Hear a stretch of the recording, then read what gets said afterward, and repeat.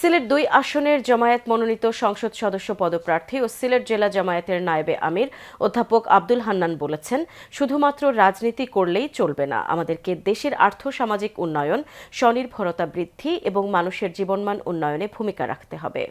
Biswanath bypass রোডের সুরিরখালস্থ দারুল উম্মাহ ideal মাদ্রাসা প্রাঙ্গণে বিশ্বনাথ উন্নয়ন ফোরাম সিলেটের উদ্যোগে ও নাগরিক ফোরাম বিশ্বনাথ ফ্রান্সের অর্থায়নে হতদরিদ্রদের মধ্যে ছাগল বিতরণী অনুষ্ঠানে প্রধান অতিথির বক্তব্যে তিনি এসব কথা বলেন। নাগরিক ফোরাম বিশ্বনাথ ফ্রান্সের সকল দায়িত্বশীলদের ভূয়সী প্রশংসা করে তিনি বলেন, বিশ্বনাথ উপজেলা ও পৌরসভা এলাকার ২০টি গ্রামের ২০ জন হতদরিদ্র নারী পুরুষের মধ্যে ছাগল বিতরণ নিঃসন্দেহে স্বনির্ভরতা বৃদ্ধির পাশাপাশি দারিদ্র্য বিমোচনেও বিরাট ভূমিকা পালন করবে।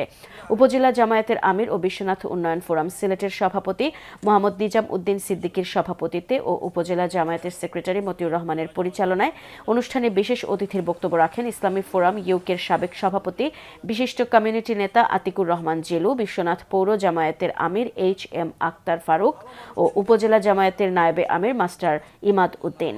সভা শেষে আর্থ-সামাজিক উন্নয়ন, স্বনির্ভরতা বৃদ্ধি এবং সার্বিক জীবনমান উন্নয়নের লক্ষ্যে উপজেলার ৮ ইউনিয়নের ২০ গ্রামের ২০ জন হতদরিদ্র নারী পুরুষকে ২০টি, পৌরসভা এলাকার ৩ গ্রামের ৩ জনকে ৩টি এবং দারুল উম্মাহ আইডিয়াল মাদ্রাসায় ১টি ছাগল বিতরণ করা হয়।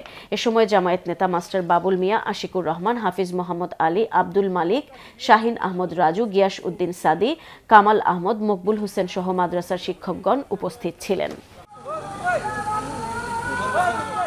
এটা অত্যন্ত প্রশংসনীয়। আমরা আশা করি এর মাধ্যমে এই উপজেলার ২০টি পরিবার স্বাবলম্বী হবে ইনশাআল্লাহ।